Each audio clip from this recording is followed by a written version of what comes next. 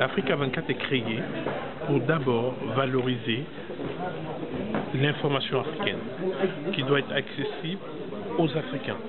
Nous considérons que quand l'Africain se réveille le matin, commence sa journée, il doit avoir accès à l'information africaine, non pas à une information occidentale, prisée, etc.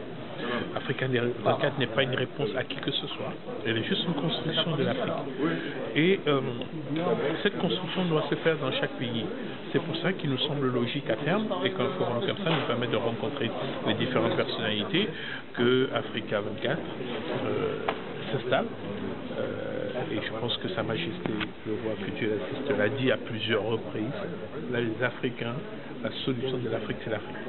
Donc si la solution de l'Afrique, c'est l'Afrique, c'est pas seulement quand il y a Adjidja et Wafa Bank qui va en Côte d'Ivoire, mais c'est aussi quand Afrique 24 peut venir s'installer ici, en Côte d'Ivoire, au Maroc, pour aider à mieux se structurer et à développer une information africaine. Tu sais, pour l'Ayoun Sud-Sahara, c'est un pôle parmi les 3 pôles pour l'entrée à l'Afrique. Est-ce que vous avez une idée ou pour l'avenir pour faire une succursale de la télévision Afrique à l'Ayoun? À tout endroit où on aura l'opportunité de le faire, on va le faire.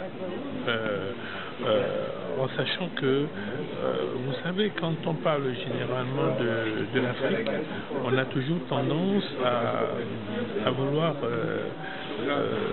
nous opposer. On va vous dire, il y a le Maghreb, il y a l'Afrique noire, il y a... Bon, non, l'Ayoun, c'est en Afrique. Et s'il y a une possibilité de s'installer, de travailler à partir de l'Ayoun, parce que la stratégie le permet, et que les moyens financiers sont adéquats pour le faire, ben on va le faire, sans aucune exception. Je suis Samira Kiazé, directeur de publication de Hommes d'Afrique et Femmes d'Afrique. D'origine marocaine? Non, moi je suis d'origine camerounaise, mais le journal est basé à Rabat, au Maroc.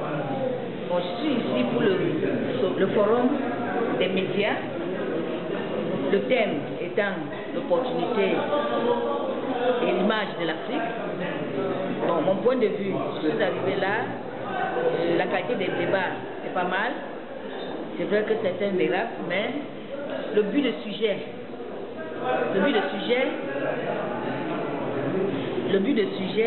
c'est l'entretien des médias.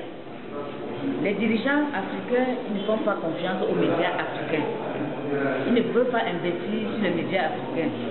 Et puis, tant qu'on ne peut pas investir sur les médias africains, comment voulez-vous que les journalistes africains puissent être à l'aise pour faire leur travail?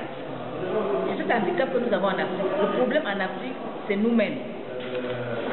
Donc, je dis, si jamais ils peuvent nous écouter, d'essayer de faire un œil attentif aux médias africains. Je prends un exemple. Nous sommes ici à Marrakech, sur ce forum des médias. Si aucun média ne relève ce forum, personne ne saura que nous étions ici. Personne ne saura qu'il y a quelque chose à Marrakech. Donc, d'où le but des journalistes importants dans un pays, dans un continent. Comme en ce moment, nous parlons du continent africain. Franchement, je donne une voix, je crie pour que nos dirigeants puissent s'arrêter un moment sur des journalistes, des médias africains pour les permettre de faire bien leur travail. Je vous le...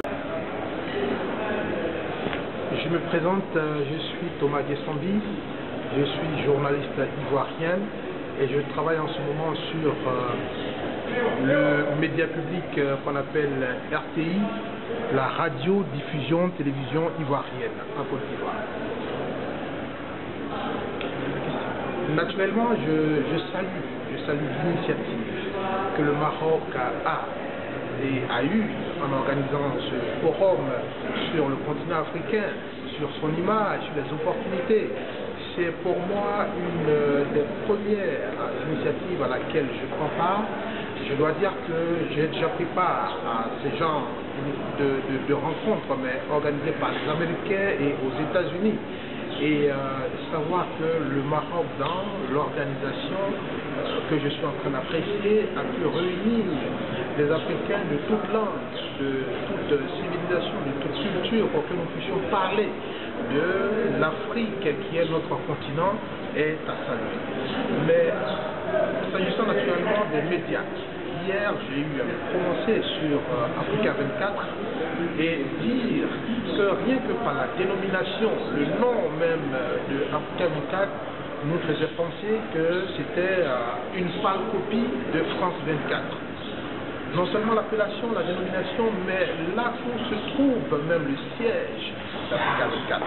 Mais fort heureusement que le président de Africa 24 nous a dit que son institution, son entreprise de presse a été créée en 2003 en termes d'idées, en termes de propriété, mais que les moyens ont fait défaut et que naturellement, pas naturellement, et que les pays africains ont refusé qu'il s'installe en Afrique.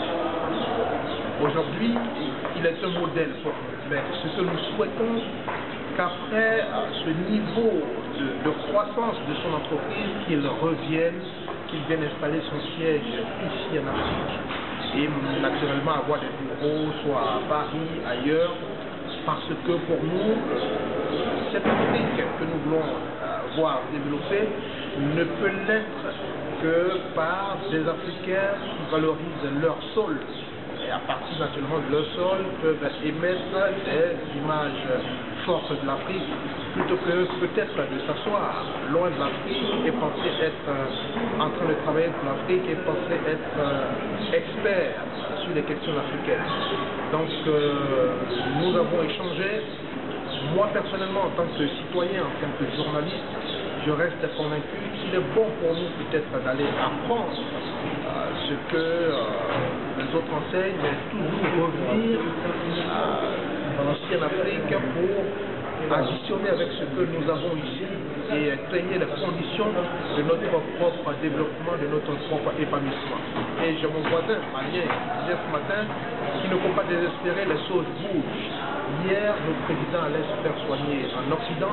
Aujourd'hui, la médecine marocaine est une médecine de référence pour nos chefs d'État africains et naturellement l'ouverture du Maroc. Mais il y en a un qui a dit ça fait 8 forums auxquels il prend part en 2 mois. Est-ce que nous ne sommes pas en train de parler, est-ce que les choses vont changer? Je dis oui. Si vous prenez l'histoire des États-Unis, c'est au moins 300 années d'histoire. Donc, je ne demande pas qu'on soit inactif, mais donnons-nous du temps. Et je reste convaincu que si vous et moi, notre génération n'arrive pas à réaliser ce pourquoi nous sommes ici, c'est-à-dire une Afrique émergente, une Afrique d'image, mais savoir que c'est un travail de relais, que nous devons passer le témoin à nos enfants, à nos petits-enfants, pour que l'Afrique que nous chantons, l'Afrique que nous souhaitons de tous nos voeux puisse naître. Donc je reste convaincu que le facteur temps est extrêmement important. Le Maroc a donné le déclic d'initiative. Il nous faut chacun dans son pays, chacun dans son domaine d'exercice, continuer avec cette initiative et je reste convaincu que nous y arrivons. Pour l'histoire, pour changer l'histoire de l'image de l'Afrique, votre proposition? Pour moi, il faut travailler. Il faut travailler chacun dans son domaine. Ce travail n'appartient pas seulement aux journalistes, n'appartient pas seulement aux médias. Je vous ai dit tout à l'heure que nos chefs d'État, ceux qui ont les moyens, viennent aujourd'hui se faire soigner au Maroc. Donc ça veut dire que la médecine marocaine est développée. Mon voisin malien disait que sur le marché malien aujourd'hui, il y a des fruits marocains. Donc ça veut dire que l'agriculteur, le cultivateur marocain a travaillé, son produit est de qualité, il sert aujourd'hui les Maliens. Ça veut dire que le médecin marocain a travaillé, sa médecine est de référence au point qu'au lieu d'aller loin, en quittant le continent, c'est ici qu'on vient. Donc chacun à son niveau doit être excellent dans le travail qu'il fait.